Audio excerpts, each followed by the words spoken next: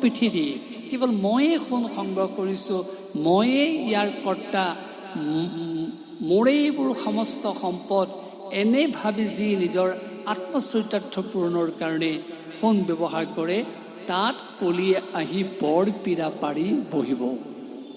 কিন্তু যিজনে সোণ সঁচা অৰ্থত ভগৱন্তৰ চৰণত সমৰ্পণ কৰি তাৰ পিছতহে ব্যৱহাৰ কৰিব, তাত কলি প্ৰৱেশ কৰিব নোৱাৰে।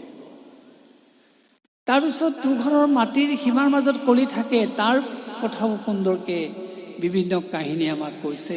আজিকালি আপোনালোকে জানেই, দেশৰ কাজিয়া, ৰাজ্যৰ কাজিয়া মাটিক লৈ, সেই মানুহৰো কাজিয়া হয় মাটিক লৈ। চাবলৈ গ'লে দুঘৰৰ সীমাৰ মাজৰ যিটো নিশকটীয়া ৰেখা, সাধাৰণ বস্তু, সাধাৰণ কথা, কিন্তু সেই নিশকটীয়া সাধাৰণ মাটিৰ সীমাডালক লৈয়ে এনেকুৱাকৈ তুমুল কাজিয়া লাগে, ইজনে সিজনক হত্যা কৰিবলৈ কুণ্ঠাবোধ নকৰে। য'ত কলি থাকে সেইকাৰণে সেই স্থানৰ প্ৰতি সতৰ্ক হ'বলৈ গৈছে, যাতে তেওঁ কোনো কাৰণতে বিবেক বুদ্ধি হ্ৰাস নহয়, তেওঁৰ অনুভূতি দুৱাৰখন যাতে বন্ধ কৰি দিয়া নহয়। সেয়া আমাক ভাগৱতে সুন্দৰকৈ কৈছে। ঠিক সেইদৰে গৃহস্থৰ ঘৰৰ পঞ্চসোণা পাতক থকা স্থানত কলি থাকে, তাৰ প্ৰতিও আমাক সাৱধান হ'বলৈ কৈছে। এই পঞ্চসোণা পাতক কি? চুল্লি, কুন্দনী, পেখনি, মাৰ্জনী, উদককুম্ভ।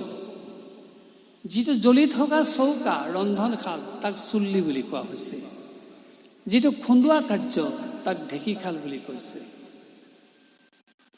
আমাৰ গ্ৰাম্য জনতাৰ পৰম্পৰা অনুসৰি সৌফিদিনাখনলৈকে ঢেঁকীশাল আছিলে।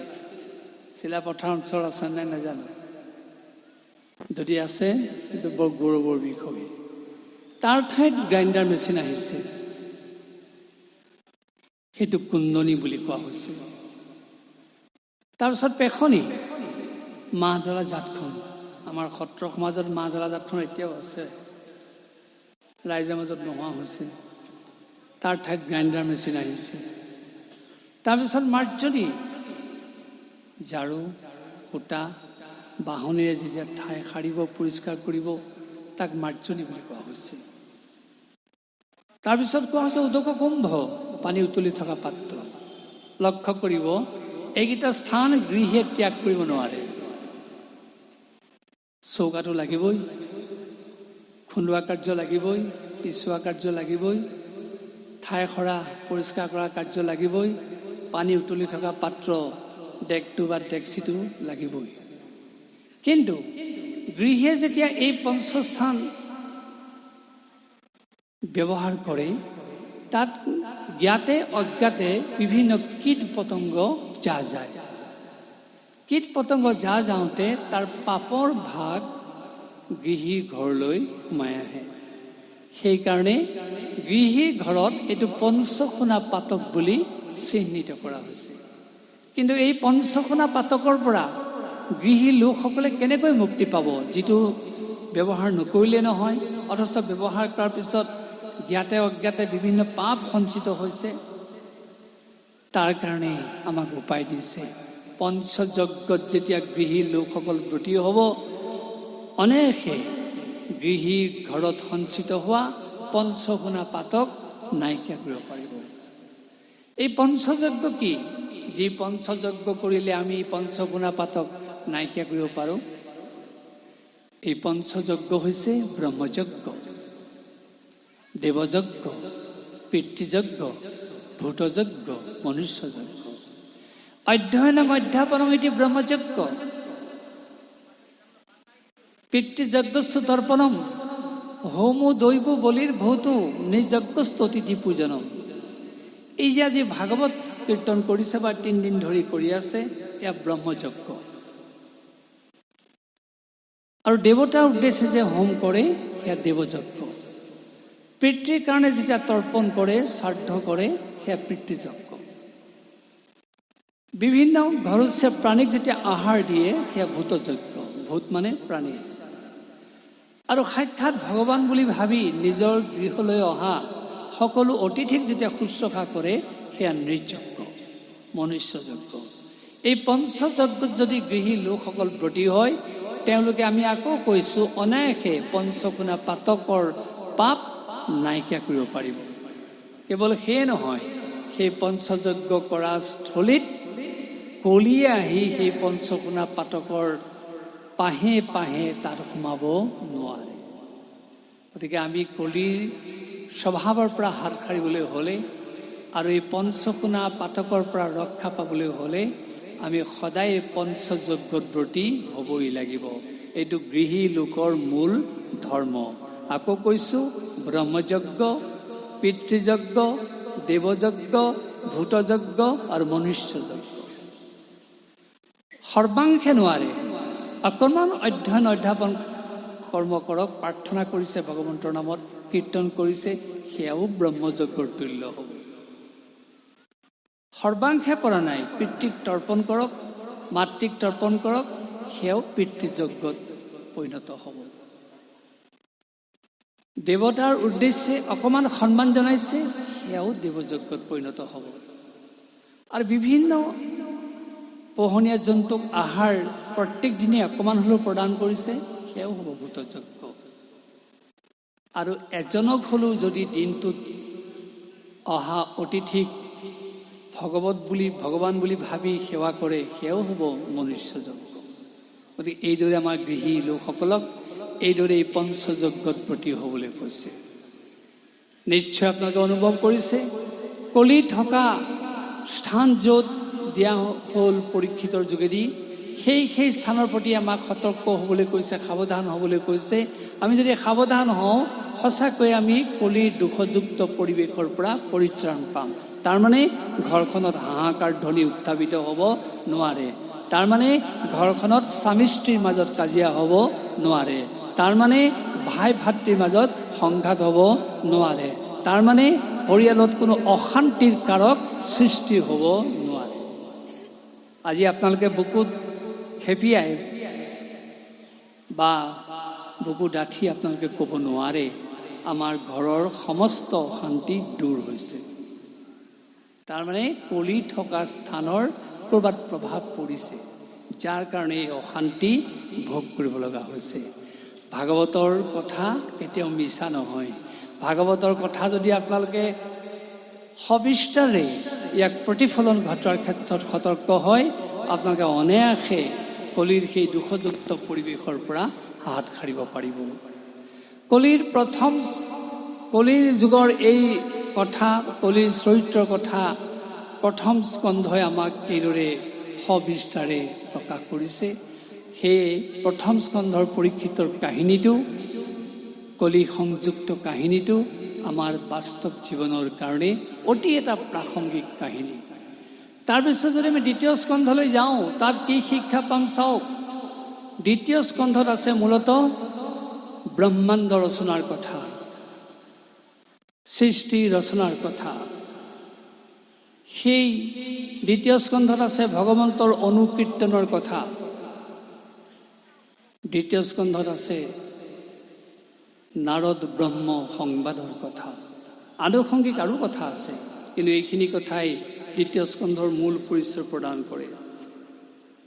দ্বিতীয় স্কন্ধৰ যিটো মূল সৃষ্টিতত্ত্ব, ব্ৰহ্মাণ্ড ৰচনাৰ ক্ৰম, সেইটো আমাৰ জীৱনৰ লগত সম্পৰ্ক আছে। অৰ্থাৎ ভাগৱতৰ 10টা লক্ষণৰ কথা কোৱা হৈছে। সেই 10টা লক্ষণে হৈছে সৃষ্টি প্ৰক্ৰিয়াৰ পৰিৱেশ। সেই 10টা লক্ষণ কি? সৰ্গ, বিসৰ্গ, স্থান, উটি, পোষণ, মনন্তৰ, ঈশানুকথা, নিৰোধ, আশ্ৰয়, মুক্তি। সৰ্গ মানে সৃষ্টি। ভগৱানে পোনে পোনে যিটো সৃষ্টি কৰিছে সৰ্গ। ভগৱন্তৰ আদেশ অনুযায়ী ব্ৰহ্মাই যিটো আকৌ পুনৰ সৃষ্টি কৰিলে বিসৰ্গ। আৰু যিবিলাক জীৱ সৃষ্টি কৰিলে, য'ত স্থান দিলে, তাকে স্থিতি বুলি কোৱা হৈছে। আৰু সেই জীৱসকলৰ ভৰণ পোষণৰ যিটো ব্যৱস্থা কৰি দিয়া হ'ল, সেইটোৱে হ'ল পোষণ। আপোনালোকে জানে, চৰাই এজনী জন্ম হোৱাৰ লগে লগে কি খাব লাগে ব্যৱস্থা দিয়া হ'ল। পশু এটা জন্ম দিয়া হৈছে, কি খাব লাগে ব্যৱস্থা দিয়া হ'ল। মানুহৰ জন্ম দিয়া হৈছে, কি আহাৰ গ্ৰহণ কৰিব লাগে ব্যৱস্থা দিয়া হ'ল। এইটো পোষণ বুলি কোৱা হৈছে। তাৰপিছত উটি, যিটো কৰ্মৰ প্ৰবাহ, যিটো কৰ্মৰ সুত চলি থাকে প্ৰাণীৰ মাজত, তাকে উটি বুলি কোৱা হৈছে। তাৰপিছত কোৱা হৈছে মনন্তৰ, যি মনুৱে যি শাসন কৰিলে, যাৰ যোগেদি আমি পৰিশীলিত জীৱনৰ আৰ্হি পাওঁ, তাক মনন্তৰ বুলি কোৱা হৈছে।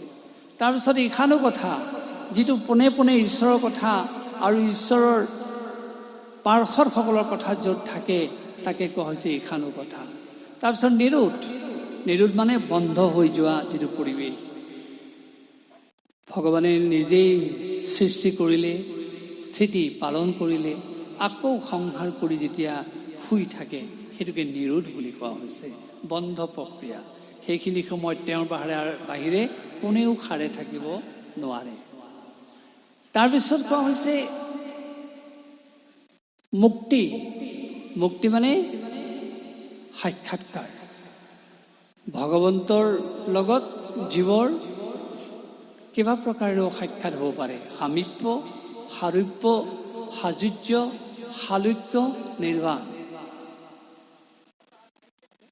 এই যেতিয়া কোনো জীৱই ভগৱন্তৰ কোনো এক প্ৰকাৰৰ মুক্তি লাভ কৰিব, তাকেই কোৱা হৈছে মুক্তি। তাকেই কোৱা হৈছে ভগৱন্তৰ সৈতে হোৱা প্ৰত্যক্ষ সাক্ষাৎকাৰ লাভ। তাৰপিছত কোৱা হৈছে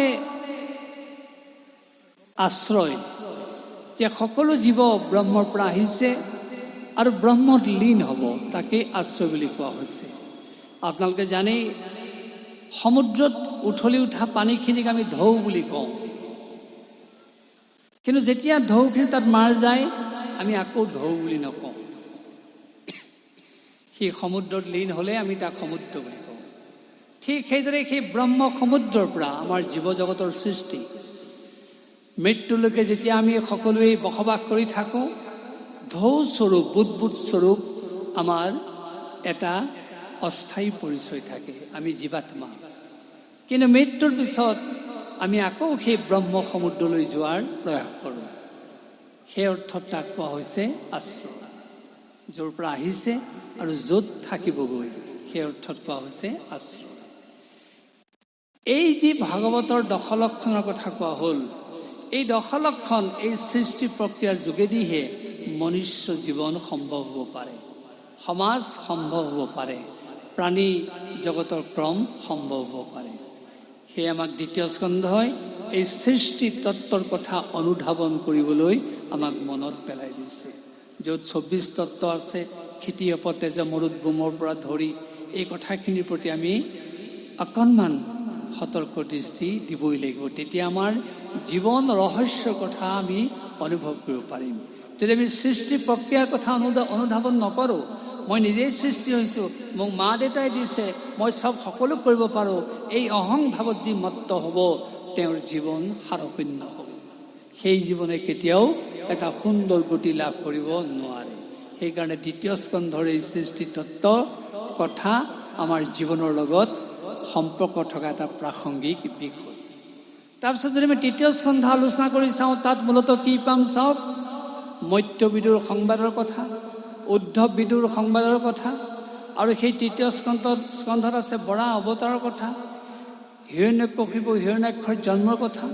সেই তৃতীয় স্কন্ধত আছে দেৱতাৰ জন্মৰ কথা, অসুৰ দৈত্য দানৱৰ জন্মৰ কথা, তিৰ্যক পশু পক্ষীৰ জন্মৰ কথা, মানুহৰ জন্মৰ কথা।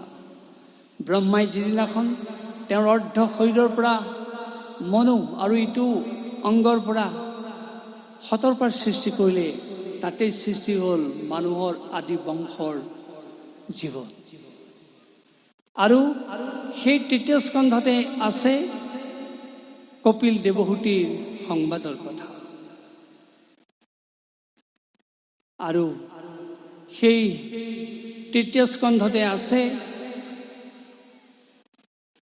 আত্মতত্বৰ দৰ্শনৰ কথা। সেই কপিল দেৱহূতিৰ যিটো আখ্যান, তাতেই আত্মতত্বৰ কথা আছে। আত্মাটো কি, আত্মা ক'ৰ পৰা আহিছে, আত্মা আত্মাই কোন সজাৰ আশ্ৰয় লয়, আত্মাই কেতিয়া জীৱাত্মাৰ পৰিচয় লাভ কৰে, আত্মাৰ স্বৰূপ কেনেকুৱা, আত্মাৰ গতি কি, এই গোটেই কথাখিনি কপিলদেৱে মাতৃ দেৱহূতিৰ সন্মুখত দাঙি ধৰিছে। আৰু যেতিয়াই মানুহৰ আত্মদৰ্শন উপলব্ধি হ'ব, তেতিয়াই মানুহে অহমিকা ভাৱৰ পৰা ওলাই সামূহিক চেতনাৰে উদ্বুদ্ধ হ'ব। সেইকাৰণে কপিল দেৱহূতিৰ যিটো আখ্যান তৃতীয় স্কন্ধত আছে, সেইটো আমাৰ অতি প্ৰয়োজনীয় আখ্যান। তাৰপিছত যদি আমি চতুৰ্থ স্কন্ধ আলোচনা কৰি চাওঁ, তাত মূলতঃ কি আছে চাওক। চতুৰ্থ স্কন্ধত আছে দক্ষ যজ্ঞৰ কাহিনী। চতুৰ্থ স্কন্ধত আছে ধ্ৰুৱ চৰিত্ৰৰ কাহিনী। চতুৰ্থ স্কন্ধত আছে বেন ৰজাৰ কাহিনী। চতুৰ্থ স্কন্ধত আছে পৃথুৰ উপাখ্যান। আৰু সেই চতুৰ্থ স্কন্ধত আছে পুৰঞ্জনৰ আখ্যান। এই যে চতুৰ্থ স্কন্ধত দক্ষ যজ্ঞ আছে, সেই দক্ষ যজ্ঞৰ কাহিনী আমাক কি শিক্ষা দিছে চাওক। সামাজিক মূল্যবোধৰ শিক্ষা দিছে দক্ষ যজ্ঞই। আপোনালোকে সকলোৱে দক্ষ যজ্ঞৰ কাহিনী জানে। সতীয়ে যেতিয়া দেহত্যাগ কৰিছে কিহৰ কাৰণে? সামাজিক মূল্যবোধ ৰক্ষা কৰিবৰ কাৰণে। কাৰণ নিজৰ ধৰ্মপত্নীৰ সন্মুখত স্বামী মহাগুৰু, সেই মহাগুৰুক যদি কোনোবাই ভৰ্ৎসনা কৰে, তাতোতকৈ আৰু ধৰ্মপত্নী গৰাকীৰ কাৰণে দুখ থাকিব নোৱাৰে, অপৰাধ থাকিব নোৱাৰে। সেইকাৰণে সেই সতীৰ সন্মুখত তেওঁৰ স্বামী শিৱৰ যেতিয়া নিন্দা কৰিলে দক্ষই, তাৰ প্ৰতিবাদ কল্পে তেওঁ অন্য উপায় নাপায় যোগমুদ্ৰাৰে সতীয়ে দেহত্যাগ কৰি সেই প্ৰতিবাদ সাব্যস্ত কৰিলে। অৰ্থাৎ আমাৰ সমাজত মূল্যবোধ আছে। জ্যেষ্ঠজনক সন্মান জনোৱা, গুৰুক ভক্তি কৰা, স্বামীক মহাগুৰু বুলি ভাবা, এই কথাবিলাকৰ যদি আমাৰ গুৰুত্ব নাথাকে, তেতিয়াহ'লে সমাজখন অস্থিৰ হৈ যাব। কাৰণ সামাজিক মূল্যবোধেৰেহে এখন সমাজ শৃংখলিত হৈ থাকিব পাৰে। সেই সামাজিক মূল্যবোধৰ শিক্ষা গ্ৰহণ কৰিবৰ কাৰণে দক্ষ যজ্ঞৰ যোগেদি আমাক সেই শিক্ষা দিয়া হৈছে। আৰু তাতে আছে বেন ৰজাৰ কাহিনী। আপোনালোকে জানে বেন কেনেকৈ কিমান অত্যাচাৰী হ'ল। পৃথুৰ কাহিনী জানে, সেই বেনৰ পৰাই পৃথুৰ সৃষ্টি হ'ল। তেওঁৰ বাহু মন্থন কৰি কৰি শিশুলে সৃষ্টি কৰিলে। সেই পৃথু কিন্তু ঈশ্বৰৰ সন্তান ৰূপে পৰিগণিত হ'ল। দুটা চৰিত্ৰৰ দুটা কথা তাত সুন্দৰকৈ উল্লেখ কৰিছে। আৰু সেইটো স্কন্ধতে আছে পুৰঞ্জনৰ আখ্যান। আপুনি আমি সকলোৱে পুৰঞ্জন। আমাৰ দেহত 9খন দুৱাৰ আছে। এই 9খন দুৱাৰৰ যি ৰখীয়া জীৱাত্মা, তেওঁকেই পুৰঞ্জন বুলি কোৱা হৈছে। পুৰঞ্জনৰ কোনবিলাক মন্ত্ৰী, সেনাপতি, সৈন্য ভাগৱতৰ সুন্দৰকৈ উল্লেখ কৰিছে। আপুনি যেতিয়া সৎ মন্ত্ৰীৰ আশ্ৰয় ল'ব, সৎ বন্ধুৰ আশ্ৰয় ল'ব, আপুনি সুৰক্ষিত হ'ব। যেতিয়া আপুনি অসৎ বন্ধুৰ আশ্ৰয় ল'ব, আপুনি সুৰক্ষিত হ'ব নোৱাৰে। সেয়ে আমাক পুৰঞ্জনৰ আখ্যানৰ যোগেদি সেই শিক্ষা প্ৰদান কৰিছে। তাৰপিছত যদি আমি পঞ্চম স্কন্ধ আলোচনা কৰি চাওঁ, তাত মূলতঃ কি পাম চাওক। পঞ্চম স্কন্ধত আছে প্ৰিয়ব্ৰতৰ আখ্যানৰ কথা। সেই পঞ্চম স্কন্ধত আছে ভৰতৰ আখ্যানৰ কথা। সেই পঞ্চম স্কন্ধত আছে নাভিৰ আখ্যানৰ কথা। আৰু সেই পঞ্চম স্কন্ধত আছে প্ৰকৃতিৰ বৰ্ণনাৰ কথা। পৰ্বত, পাহাৰ, নদী, দ্বীপ, উপদ্বীপ, বদ্বীপৰ সৃষ্টিৰ কথা। সেই পঞ্চম স্কন্ধৰ আমি বাকীবিলাক কথালৈ যাব খোজা নাই। প্ৰকৃতিয়ে আমাক কি শিক্ষা দিছে আমি সেই কথাটো ক'বলৈ বিচাৰিছোঁ। পৰোপকাৰায় বহন্তি নদ্যাঃ, পৰোপকাৰায় দুধন্তি গাৱঃ, পৰোপকাৰায় ফলন্তি বৃক্ষাঃ, পৰোপকাৰায় শৰীৰমেত। অৰ্থাৎ প্ৰকৃতিৰ উৎপন্ন সকলো সম্পদৰে সৃষ্টিৰ উদ্দেশ্য পৰোপকাৰ। এই প্ৰকৃতিৰ মাজত বুকুত নৈখন যে বৈ গৈছে, উদ্দেশ্য কি? পৰোপকাৰ। আপুনি যি স্কিম, যি আঁচনিৰ যোগেদি পানী নানক কিয়, পানীৰ উৎস নৈখন। আৰু নৈখন যে বুৱতীৰ ওপৰত বৈ আছে, উদ্দেশ্য পৰোপকাৰ। কাৰণ নৈৰ পানী খাই প্ৰাণীয়ে প্ৰাণ ধাৰণ কৰে। যদি নৈখন বুৱতীৰ ওপৰত নাথাকে, পানী শুকাই যাব, প্ৰাণীৰ প্ৰাণ ধাৰণ সম্ভৱ নহ'ব। সেইকাৰণে নদীখনেও পৰোপকাৰী চিন্তাতে অনবৰতে বৈ আছে। ঠিক সেইদৰে কোৱা হৈছে পৰোপকাৰে দুধন্তি গা বহা। তাতো লক্ষ্য কৰিব গাইজনীয়ে লিটাৰ লিটাৰ গাখীৰ দিছে, কিন্তু গাইজনীয়ে এটোপা গাখীৰো নিজে পান কৰা নাই। সেই গাখীৰ খাই অমৃতস্য পুত্ৰা মানুহে এই পৰিচয় দিবলৈ সমৰ্থ হ'ব পাৰে। অৰ্থাৎ গাইজনীয়েও গাখীৰ দিয়াৰ উদ্দেশ্য পৰোপকাৰ।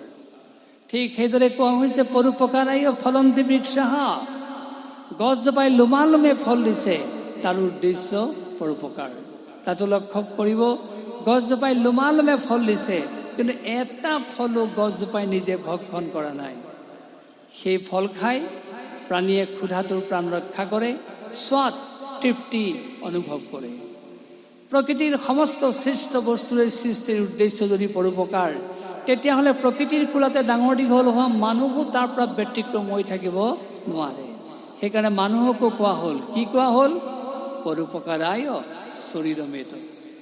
এই শৰীৰটো যদি সৃষ্টি হৈছে, ইয়াৰ অন্যতম ধৰ্ম হ'ব পৰোপকাৰ।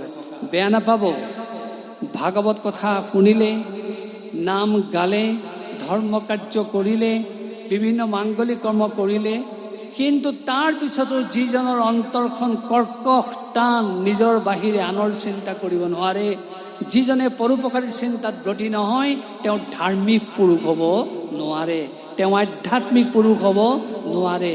গতিকে প্ৰকৃত তেওঁ ধাৰ্মিকৰ সংজ্ঞা প্ৰদান কৰিব পাৰে পৰোপকাৰী চিন্তাই।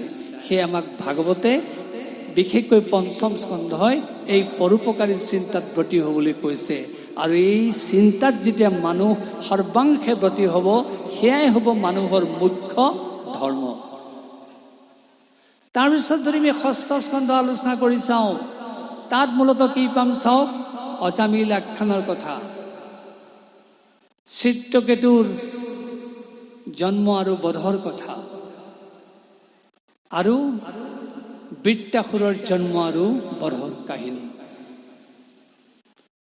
সেই ষষ্ঠ স্কন্ধত যি অজামিল আখ্যানৰ কথা কোৱা হৈছে, আমি আৰম্ভণিতে কৈছিলোঁ কলিযুগত হৰিনাম মূল মন্ত্ৰ আমাৰ গতি দিয়াৰ। সেই গতি দিয়াৰ মূল মন্ত্ৰৰ কথা অজামিল আখ্যানত সুন্দৰকৈ প্ৰকাশ কৰা হৈছে। আমি নামৰ যোগেদি আমি গতি লাভ কৰিব পাৰোঁ। উদাহৰণ অজামিল। তাৰপিছত যদি আমি সপ্তম স্কন্ধ আলোচনা কৰি চাওঁ, তাত আমি কি শিক্ষা পাম চাওক। সপ্তম স্কন্ধৰ হিৰণ্যকশিপু আৰু প্ৰহ্লাদৰ কাহিনীটোৱে হৈছে আজি সমাজ জীৱনৰ বিশেষকৈ আইসকলৰ কাৰণে বিশেষ প্ৰাসংগিক শিক্ষা থকা কাহিনী। পুৰুষসকলৰ কাৰণেতো হয়েই, আইসকলৰ কাৰণে বিশেষ শিক্ষা থকা কাহিনী। আপোনালোকে সকলোৱে জানে প্ৰহ্লাদ ভক্তিমন্ত, প্ৰহ্লাদ পৰম ভকত, পৰম বৈষ্ণৱ। কিন্তু প্ৰহ্লাদ ভক্তিমন্ত হ'ল কেনেকৈ?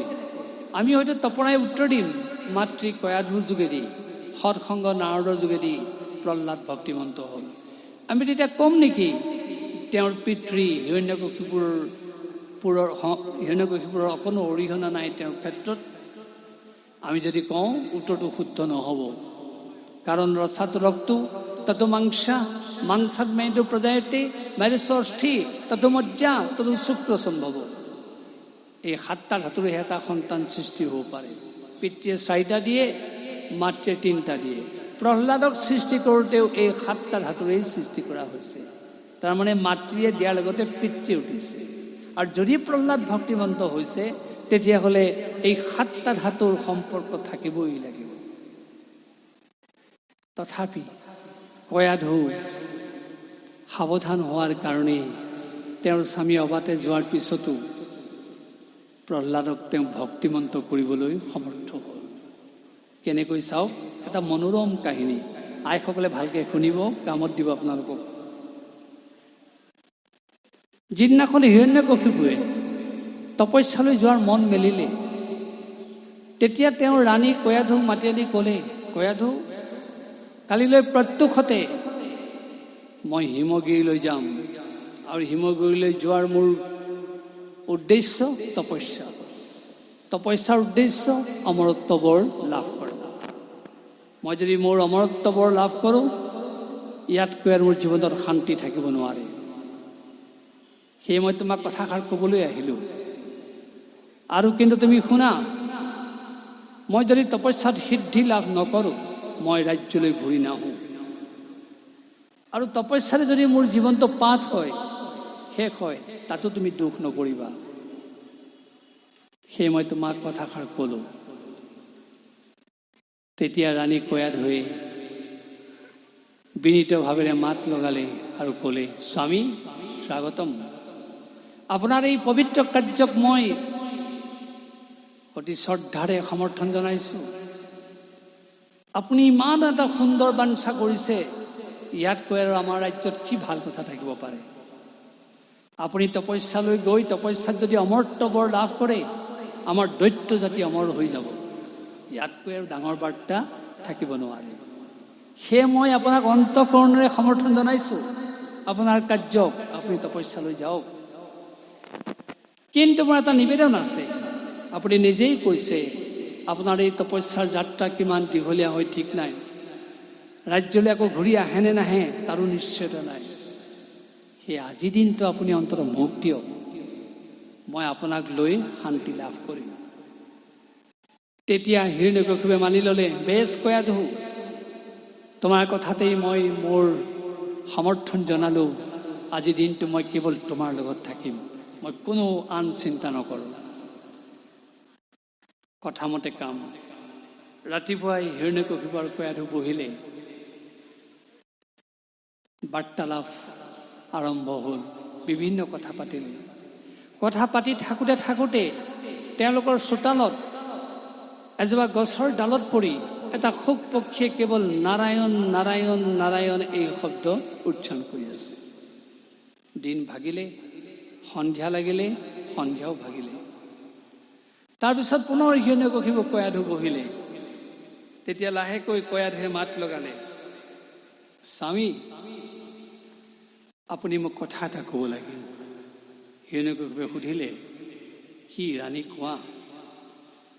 তেতিয়া কয়াধুৱে ক'লে, আজি আপোনাৰ সহিতে যেতিয়া মই কথা পাতি আছোঁ, আমাৰ চোতালত গছৰ ডালত পৰি এটা চৰাই কেৱল এটা শব্দ উচ্চাৰণ কৰি আছিলে। মই যেনেকৈ শুনিছোঁ, মোৰ বিশ্বাস আপুনিও শুনিছে। কথাটো হয়নে? চৰাইটো যে এটা শব্দ কৰি আছিলে, আপুনি শুনিছিলেনে? তেতিয়া হিৰণ্যকশিপুৱে লাহেকৈ মাত লগালে, হয় কয়াধু, তুমি যেনেকৈ শুনিছা ময়ো শুনিছোঁ। তেতিয়া কয়াধুৱে পুনৰ প্ৰশ্ন কৰি তেওঁ ক'লে, স্বামী তেতিয়াহ'লে আপুনি মোক এই মুহূৰ্তত এই কথা ক'ব লাগে, চৰাইটোৱে কি শব্দ উচ্চাৰণ কৰিছিলে? মিচিকে হাঁহি মাৰি হিৰণ্যকশিপুৱে লাহেকৈ উত্তৰ দিলে, নাৰায়ণ বুলি কৈছিলে। প্ৰণিপাতেন পৰিপ্ৰশ্নেন সেৱয়া, প্ৰণিপাত কৰি কৰি অতি বিনয়েৰে আকৌ উপৰ্যুপৰি প্ৰশ্নৰ চলেৰে কয়াধুৱে হিৰণ্যকশিপুক সুধিলে, স্বামী চৰাইটোৱে কি বুলি কৈছিলে? আকৌ হিৰণ্যকশিপুৱে একেধৰণে মিচিকে হাঁহিৰে উত্তৰ দিলে, ৰাণী নাৰায়ণ বুলি কৈছিলে। এইদৰে গোটেই ৰাতি হিৰণ্যকশিপুৰ মুখৰ পৰা নাৰায়ণ নাৰায়ণ এই শব্দ উচ্চাৰণ কৰাই কয়াধুৱে তেওঁৰ গৰ্ভত প্ৰহ্লাদৰ বীজ ৰোপণ কৰিলে। যাৰ কাৰণে প্ৰহ্লাদ ভক্তিমন্ত হোৱাৰ ক্ষেত্ৰত আওপকীয়াকৈ হ'লেও এই পিতৃ তথা স্বামী হিৰণ্যকশিপুৰ অৰিহণা সংযোজিত হ'ল। সেয়ে আজি সন্তান জন্মৰ বেলিকা ৰাইসকলৰ কথা মনোযোগ দিবই লাগিব। আজি বহি থকা সকলেও হয়তো সন্তান জন্ম দিয়াৰ বয়স নাই, কিন্তু বোৱাৰী আছে ঘৰত, কন্যা আছে, আপোনালোকে ক'বই লাগিব, বোপাই আইজনী সন্তান জন্ম দিয়া কাৰ্য এটা পুতলিকা পুতলাৰ খেলাৰ দৰে সম্ভোগ কৰা কাৰ্য নহয়। 84 লক্ষ জীৱন পাৰ কৰাৰ পিছত যি মানুহে মানুহৰ জীৱন পায়, এই দুৰ্লভ জন্মটো দিয়াৰ ক্ষেত্ৰত সতৰ্ক হ'বই লাগিব। খাদ্যৰে সাত্বিক হ'ব লাগিব, বচনৰে সাত্বিক হ'ব লাগিব, বেশভূষাৰে সাত্বিক হ'ব লাগিব, আচৰণে সাত্বিক হ'ব লাগিব।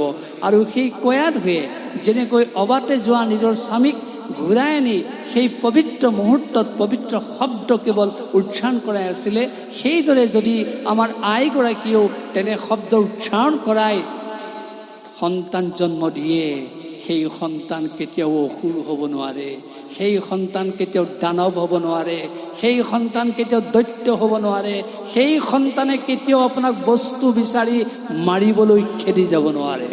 গতিকে এই সপ্তম স্কন্ধৰ আখ্যানটো আজি সামগ্ৰিক সংসাৰখনৰ কাৰণে অত্যন্ত এটা প্ৰাসংগিক বিষয়। স্বামী স্ত্ৰী উভয়েই সাৱধান হ'ব লাগে। কিবা কাৰণত স্বামীজন যদি অবাতে গৈছে, সেই কয়া ধুৱে হিৰণ্যকশিপুৰক ঘূৰাই অনাৰ দৰে আমাৰ আইসকলে তেওঁক ঘূৰাই আনিব লাগিব। আৰু তেওঁক ক'বই লাগিব, আমি এতিয়া পশুৰ দৰে সম্ভোগ কাৰ্যত লিপ্ত হোৱা নাই, মহামানৱৰ সৃষ্টি কাৰ্যত ব্ৰতী হৈছোঁ, সাত্বিকতা অৱলম্বন কৰিবই লাগিব, সুন্দৰ ভাৱৰ তুমি অধিকাৰী হ'বই লাগিব, সেই ভগৱন্তৰ শব্দ তুমি উচ্চাৰণ কৰিবই লাগিব। এই ভাৱত আপোনালোকে উদ্বুদ্ধ হৈ সেই সংসাৰত সন্তান জন্ম দিয়ক। আমি আকৌ কৈছোঁ, আপোনাৰ ঘৰখনত প্ৰহ্লাদ জন্ম নহ'লেও জ্ঞানৰ পৰিৱেশেৰে গোটেই ঘৰখন উজ্বলি উঠিব। আৰু সেইখন ঘৰত কেতিয়াও হাহাকাৰ ধ্বনি শুনিবলৈ নাপায়।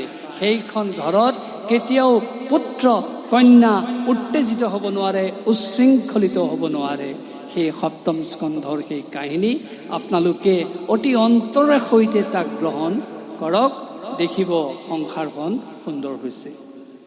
তাৰপিছত যদি আমি অষ্টম স্কন্ধ আলোচনা কৰি চাওঁ, তাত মূলতঃ কি আছে চাওক, সমুদ্ৰ মন্থনৰ কাহিনী আৰু গ্ৰাহ গজেন্দ্ৰৰ আখ্যান। সমুদ্ৰ মন্থনত কি হৈছিল? বাসুকীক ৰজ্জু কৰি মন্দৰ পৰ্বতত মেৰিয়াই যেতিয়া দেৱদৈত্যই মন্থন কৰিছিল, 14টা সম্পদ ওলাইছিল, শেষত অমৃত সৃষ্টি হৈছিল। আচলতে সেই সমুদ্ৰ মন্থনখন আমাৰ সকলোৰে মাজত আছে। আমাৰো হৃদয়ৰ মাজত দেৱদৈত্যৰ দুটা স্বভাৱ আছে। আমিও মন্থন কৰি থাকোঁ, 14 সম্পদৰ দৰে আমাকো বস্তু লাগে। আজিৰ যুগত গাড়ী লাগে, ইটো লাগে, সিটো লাগে, বিভিন্ন সম্পদ লাগে। কিন্তু আপোনালোক সকলোৱে জানে, কেৱল প্ৰযুক্তিবিদ্যাৰ সম্পদে আমাক শান্তি দিব নোৱাৰে। আমাক শান্তি দিব কিহে? জ্ঞানে। এই জ্ঞানক অমৃতৰ লগত তুলনা কৰা হৈছে। সেই 14 সম্পদ সৃষ্টি হওঁতে শেষত যেনেকৈ অমৃত সৃষ্টি হ'ল, যি অমৃতক লৈ দেৱদৈত্যৰ হাহাকাৰ লাগিছিলে, সেই জ্ঞান অমৃত যদি আমি হৃদয়ৰ মাজত এই দেৱদৈত্যৰ স্বভাৱৰ মন্থনৰ মাজত যদি উদয় কৰিব পাৰোঁ, নিশ্চয় এই জ্ঞান অমৃতে আমাক জীৱনৰ প্ৰকৃত সন্ধান দিব। সেইকাৰণে আমাৰ হৃদয়ৰ মাজত আছে সমুদ্ৰ মন্থন। এই সমুদ্ৰ মন্থন চলি আছে। ঠিক সেইদৰে গ্ৰাহ গজেন্দ্ৰৰ যিটো আখ্যান, আপোনালোকে জানে, ত্ৰিকুট পৰ্বতত যি গ্ৰাহ গজেন্দ্ৰৰ জলকেলি হৈছিল, তাত যি যুদ্ধ হৈছিল, তাৰপিছত কি হ'ল? গজেন্দ্ৰই শেষত তেওঁৰ নিজৰ মদমত্ততা পৰিহাৰ কৰি প্ৰভু ভগৱন্তৰ ওচৰত শৰণ ল'লে। সুন্দে ধৰি পদ্মৱত ওপৰক তুলি গজেন্দ্ৰে শৰণ লৈলা ত্ৰাহি হৰি বুলি। ভগৱান আহি তেওঁৰ সন্মুখত থিয় হ'ল, দুষ্ট গ্ৰাহৰ মুখ ফালি গজেন্দ্ৰক মুক্ত কৰিলে। সেই আচলতে গ্ৰাহ গজেন্দ্ৰ কোন? সেই গ্ৰাহ গজেন্দ্ৰ যুদ্ধখন আমাৰ মাজতো আছে। গ্ৰাহ মেটেৰিয়েলিষ্টিক, বস্তুবাদৰ প্ৰতীক। গজেন্দ্ৰ স্পিৰিচুৱেলিজিম, ভাৱবাদৰ প্ৰতীক। সঁচা, আমিও বস্তু বিচাৰোঁ, তাৰ মাজতে কিন্তু আধ্যাত্মিকতা ভাৱতো শৰণ লওঁ। এই দুটাৰ মাজতে আমাৰ কাজিয়া লাগি থাকে, এফালে বস্তু, এফালে ঈশ্বৰ চিন্তা। কিন্তু যেতিয়া আপুনি বস্তুক তল পেলাই ঈশ্বৰ চিন্তাটোক ওপৰলৈ লৈ যাব, সেই গজেন্দ্ৰৰ দৰে আমিও ৰক্ষা পাম। এয়াই হৈছে গ্ৰাহ গজেন্দ্ৰৰ কাহিনীৰ তাৎপৰ্য। আমাৰ হৃদয়ৰ মাজত এই গ্ৰাহ গজেন্দ্ৰৰ যুদ্ধখন চলি আছে। তাৰপিছত আমি যদি সেই অষ্টম স্কন্ধতে আৰু এটা কাহিনীৰ কথা আলোচনা কৰোঁ, সেইটো পাম বলিচলন, যিটো আত্মনিবেদন ভক্তিৰ মূল তত্ত্ব দেখুৱাই দিছে। যেতিয়ালৈকে অহংকাৰ থাকিব তেতিয়ালৈকে তেওঁ ভক্তিপৰায়ণ হ'ব নোৱাৰে। যেতিয়া অহংকাৰ শূন্য হ'ব তেওঁ ভক্তিপৰায়ণ হ'ব পাৰে। প্ৰথমতে বলিৰ অহংকাৰ আছিল। যেতিয়া ভগৱন্তৰ তত্ত্ব বুজি পালে, দুখন তেওঁ যেতিয়া কৈছিলে তোমাক কি লাগে, যে মাত্ৰ মোক 3 পদ লাগে আৰু একো নালাগে, তেতিয়া অহংকাৰত তেওঁ বলিয়ে ভাবি ল'লে 3 পদটো মোৰ কাৰণে কথা নাই। যেতিয়া ঈশ্বৰে তেওঁক ক'লে মই 1 পদ দিলোঁ স্বৰ্গত, ইটো পদ দিলোঁ, মোৰ তো 3য় পদটো দিবলৈ স্থান নাই, তেতিয়াহে তেওঁ থৰ কাছতি হেৰালে।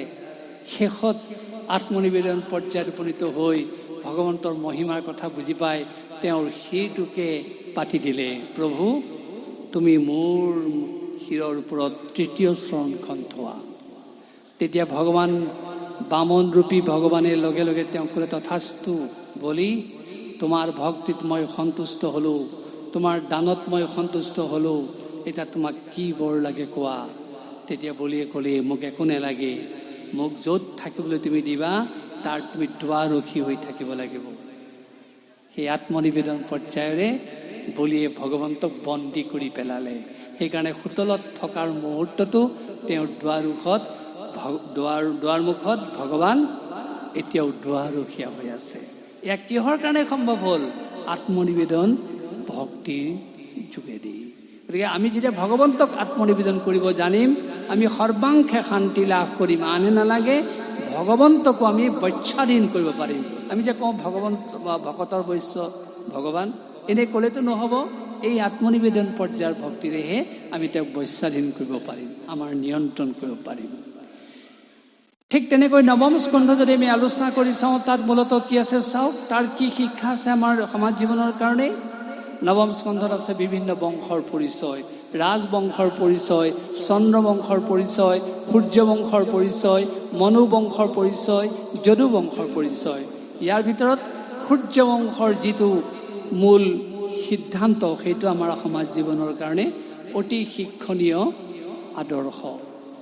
কাৰণ সূৰ্যবংশৰ ৰজা ৰাম, সূৰ্যবংশৰ ৰজা হৰিশ্চন্দ্ৰ, তেওঁলোকৰ জীৱনত বহুত বিপৰ্যয় আহিলে, কিন্তু সত্যক ত্যাগ নকৰিলে। আৰু যাৰ কাৰণে তেওঁলোকৰ সূৰ্যবংশ সদায় জিলিকি থাকিলে।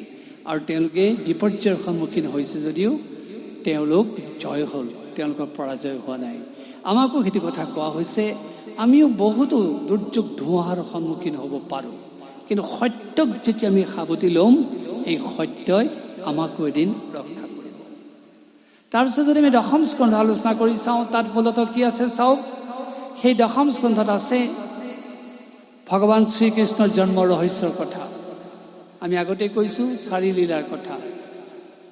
আৰু সেই 10ম স্কন্ধত আছে পাৰিজাত হৰণৰ কথা, ৰুক্মিণী হৰণৰ কথা, জৰাসন্ধ বধৰ কথা, নৰকাসুৰ বধৰ কথা, কংস বধৰ কথা, কালযবন বধৰ কথা, সুধম্না আখ্যানৰ কথা। আৰু সেই 10ম স্কন্ধত আছে যাক ভাগৱতৰ মহাপ্ৰাণ বুলি কোৱা হয়, ৰাসলীলাৰ কথা। বাকীবিলাক কথালৈ আমি নাযাওঁ। ৰাসলীলাৰ তাৎপৰ্যটো চমুকৈ কৈছোঁ। গোপীসকল জীৱাত্মা, কৃষ্ণ পৰমাত্মা। সেই জীৱাত্মাৰূপী গোপীসকলে কৃষ্ণক পাবৰ কাৰণে যিটো প্ৰয়াস কৰিছিলে, শেষত যিদৰে কৃষ্ণত বিলীন হ'ল, এয়াই হৈছে ৰাস। আমাৰো আজি জীৱ জগতৰ সেইটোৱে লক্ষ্য হোৱা উচিত যে আমাৰ যিমানেই কামনা বাসনা নাথাকক, আমি প্ৰত্যেকগৰাকী জীৱাত্মাই সেই পৰমাত্মাৰ সান্নিধ্য লাভ কৰিব পাৰিলেহে জীৱন কৃতাৰ্থ হ'ব। তাৰ কাৰণে আমি যি ৰসত দ্ৰৱীভূত হৈ, অৰ্থাৎ ভক্তি ৰসত দ্ৰৱীভূত হৈ সেই কৃষ্ণক বিচাৰিবলৈ চেষ্টা কৰিম, সেয়াই হ'ব ৰাস। যেতিয়া আপুনি সেই উদ্দেশ্যত উপনীত হ'ব, স্বহং তেওঁ আৰু মোৰ মাজত পাৰ্থক্য নাথাকিব, সেইদিনাখনেই আপুনি মহাৰাস উপভোগ কৰিব পাৰিব। আপোনালোকে জানে ৰাস আৰু মহাৰাস দুটা শব্দ। সেই মহাৰাস সেইদিনাহে উপভোগ কৰিব পাৰিব, স্বহং তেওঁ মোৰ মাজত পাৰ্থক্য নাথাকিব। অৰ্থাৎ গোপীসকলৰ প্ৰথম অহংকাৰ আছিলে, পিছত যেতিয়া গম পালে সকলোখিনি ত্যাগ কৰি তেওঁৰ চৰণত লীন হ'ল, তেতিয়াই মহাৰাস আৰম্ভ হৈছিল। আৰু এই মহাৰাস পৰ্যায়ত আপুনি উপনীত হ'লে আপোনাৰ কোনো হাহাকাৰ ধ্বনি উত্থাপিত হ'ব নোৱাৰে। তাৰপিছত যদি আমি একাদশ স্কন্ধ আলোচনা কৰি চাওঁ, তাত মূলত কি আছে চাওক, নিমি নৱ সিদ্ধ সংবাদৰ কথা, ভক্তি তত্ত্বৰ কথা। একাদশ স্কন্ধত আছে কৃষ্ণ উদ্ধৱ সংবাদৰ কথা, একাদশ স্কন্ধত আছে শ্ৰীকৃষ্ণৰ বৈকুণ্ঠ প্ৰয়াণৰ কথা, একাদশ স্কন্ধত আছে ব্ৰাহ্মণ ঋষিৰ দ্বাৰা যদুবংশৰ অভিসম্পাতৰ কথা। আমি আগতেই কৈছোঁ যদুবংশ কেনেকৈ অকালতে নিৰ্মূল হ'ল, গতিকে সেই কথা সুন্দৰকৈ একাদশ স্কন্ধত উল্লেখ কৰিছে। আৰু বিশেষকৈ কৃষ্ণ উদ্ধৱ যিটো সংবাদ, তাত আমাৰ সাংসাৰিক জীৱনৰ চলন্ত মাৰ্গৰ কথা প্ৰকাশ কৰিছে। এটা সাধন মাৰ্গ, এটা সাধ্য মাৰ্গ। আমি চকুকেইটা মুদিয়েই যদি ভগৱন্তক দেখা পাওঁ, সাধন মাৰ্গলৈ যাব নালাগে। কিন্তু যেতিয়ালৈকে আমি তেওঁক দেখা নাপাম, তত্ত্ব অনুভৱ কৰিব নোৱাৰিম, হৃদয় ৰোমাঞ্চিত নহ'ব তেওঁৰ শব্দ উচ্চাৰণ কৰাৰ লগে লগে, সেইদিনাখনলৈকে আমি সাধন মাৰ্গত থাকিবই লাগিব। অৰ্থাৎ কৰ্ম সাধন প্ৰক্ৰিয়া, কৰ্ম সাধন প্ৰক্ৰিয়াইহে, সাধন মাৰ্গৰেহে আমি ভগৱন্তৰ চৰণত বিলীন হ'ব পাৰিম। সেয়ে আমাক সাংসাৰিক জীৱনত এই সাধন মাৰ্গৰ আশ্ৰয় ল'বলৈ কৈছে। তাৰ মাজতেই আমাক নিৰ্লিপ্ত জ্ঞান অৰ্জন কৰিবলৈ কৈছে। কেনেকৈ জানেনে? গাখীৰ আৰু পানী মিশ্ৰণ কৰি দিয়ক, একেকাৰ হৈ যাব। সেই গাখীৰ পৰা মাখন প্ৰস্তুত কৰি আপুনি পানীত দি দিয়ক, সেই পানীয়ে কেতিয়াও আপোনাৰ মাখন লৰাব নোৱাৰে। তেনেকৈ আমাকো কোৱা হৈছে, তুমি সংসাৰতে থাকা, সংসাৰৰে কৰ্ম কৰা, কিন্তু নিষ্পৃহ হৈ কৰ্ম কৰা। লক্ষ্য উদ্দেশ্য থাকিব, সন্তান উৎপাদন কৰিবা, তাক পৰিচালনা কৰিবা, সংসাৰখন সুন্দৰকৈ আগুৱাই নিবা, তোমাক ধন টকা পইচা সকলো লাগিব, তাৰ মাজতো তুমি নিৰ্লিপ্ত হৈ কৰা। যিটো ভগৱান কৃষ্ণই অৰ্জুনক কৈছিলে যে তুমি যি কৰ্ম কৰা মোটেই সমৰ্পণ কৰি কৰ্ম কৰা, আৰু তাৰ ফল তুমি অৱশ্যম্ভাৱী লাভ কৰিবা। তুমি যদি ফলাকাংক্ষা কৰিহে কেৱল কৰ্ম কৰা, কেতিয়াও তুমি সুস্থ পথেৰে গতি কৰিব নোৱাৰিবা। সেয়ে সংসাৰত থকা মাজত আমাক সেই নিৰ্লিপ্ত জ্ঞান কৰিবলৈ কৈছে। তাৰমানে সংসাৰখনক পানী বুলি ভাবক, নিষ্প্ৰিয় মাখনৰূপী মনটো আপুনি সংসাৰ পানীত এৰি দিয়ক, সেই সংসাৰ পানীয়ে আপোনাৰ মাখনৰূপী মনটো লৰাব নোৱাৰে। সেয়ে আমাক এই একাদশ স্কন্ধৰ যোগেদি, সাধন মাৰ্গৰ যোগেদি সেই কৰ্মৰ সন্ধান দিছে। আমি কি কৰ্ম কৰিম, কেনেকৈ কৰ্ম কৰিম, সংসাৰ পথত আমি কেনেকৈ চলিম। তাৰপিছত যদি আমি দ্বাদশ স্কন্ধ আলোচনা কৰি চাওঁ, তাত মূলত কি পাম চাওঁ, সেই দ্বাদশ স্কন্ধত আছে সত্য, ত্ৰেতা, দ্বাপৰ, কলি, এই চাৰিটা যুগৰ পৰিচয়ৰ কথা। আৰু সেই দ্বাদশ স্কন্ধত আছে বেদৰ শাখা প্ৰস্তুতৰ কথা। আৰু সেই দ্বাদশ স্কন্ধত আছে ভাবি ৰজাৰ আখ্যানৰ কথা। আৰু সেই দ্বাদশ স্কন্ধত আছে মহাভাগৱত পৰীক্ষিতৰ মুক্তিৰ কথা। পৰীক্ষিত মহাভাগৱত তেওঁ এটা ভুল কৰিলে, যাৰ কাৰণে তেওঁ শেষত সকলো চিন্তা ত্যাগ কৰি গংগাৰ পাৰত যেতিয়া ভাগৱতৰ আশ্ৰয় ল'লে, তেওঁ মুক্তি লাভ কৰিলে। পৰীক্ষিতে কৰা ভুলটো কি আছিল? যিদিনাখন তেওঁৰ ৰাজধানীত এনেই পৰি থকা বৰপেটাটো তেওঁ খুলিবলৈ মন গৈছিল, সেইদিনাখনেই তেওঁৰ ভুলটো সৃষ্টি হ'ল। বৰপেটাটো খুলি চালে, দেখিলে তাত তীৰ বিৰাই থকা এটা সোণৰ মুকুট আছে। সেই মুকুটটো পিন্ধিবলৈ মন গ'ল। পিন্ধাৰ লগে লগে কলিয়ে তেওঁক দংশন কৰিলে। কাৰণ কদৰ্যৰ লেপ থকা সোণৰ মাজত কলি থাকে, আৰু সেই সোণৰ মুকুটটো পিন্ধাৰ কাৰণে কলিয়ে তেওঁৰ হিতাহিত জ্ঞান অকণমান সময়ৰ কাৰণে নাইকিয়া কৰিলে।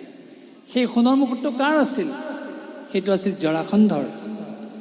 যিদিনাখন ভীমে জৰাসন্ধক বধ কৰি সেই সোণৰ মুকুটটো হস্তিনালৈ লৈ আহিছিল, তেতিয়া যুধিষ্ঠিৰে সকলোকে সাৱধান কৰি কৈছিল যে এই সোণৰ মুকুটটো কোনেও নিপিন্ধিবা, কাৰণ ইয়াত সহস্ৰ যুৱক, সহস্ৰ যুৱতীক বধ কৰাৰ কদৰ্য ক্লেদ লাগি আছে, আৰু বিভিন্নজনক অত্যাচাৰ কৰাৰ সেই ক্লেদ আছে, তোমালোকে কোনেও নিপিন্ধিবা। আৰু যিটো কলিৰ মুকুট ৰূপে পৰিচিত হৈছিল। আৰু যেতিয়াই সেই মুকুটটো পিন্ধিলে পৰীক্ষিতে তেওঁৰ মৃগয়াৰ তৃষ্ণা আহিল আৰু তৃষ্ণাটোৰ প্ৰাণ তেওঁৰ ব্যাকুল হ'ল। পানী বিচাৰি বিচাৰি হাহাকাৰ কৰিলে। ধ্যানস্থ হৈ থকা মুনিক তেওঁৰ উত্তৰ নাপাই পেলাই পানী বিচাৰি মৃতসাপ আৰি দিলে ডিঙিত। সেইখিনি সময়তো তেওঁৰ সেই ভাৱ নাহিলে এইটো ভাল হ'ল নে বেয়া হ'ল। কিন্তু যেতিয়াই সমীক মুনিৰ পুত্ৰ শৃংগীয়ে সাপ দিলে 7 দিনৰ ভিতৰত পৰীক্ষিতক দংশন কৰক, সেই শব্দ লৈ যেতিয়া তেওঁ ৰাজধানীলৈ ঘূৰি আহিল, সোণৰ মুকুটটো খুলি থলে, এটা এটাকৈ তেওঁৰ হিতাহিত জ্ঞান উদয় হ'ল। তেওঁ তেতিয়া নিজেই কৈ পেলালে, সঁচা মই যিটো কদৰ্য কাৰ্য কৰিলোঁ, মই নহয় যদি আনে কৰিলেহেঁতেন ৰজা হিচাপে মই তেওঁক মৃত্যুদণ্ড দিলোঁহেঁতেন, কিন্তু মই নিজে কৰিলোঁ, কোনে মোক দণ্ড দিব। তেতিয়া তেওঁৰ নিজৰ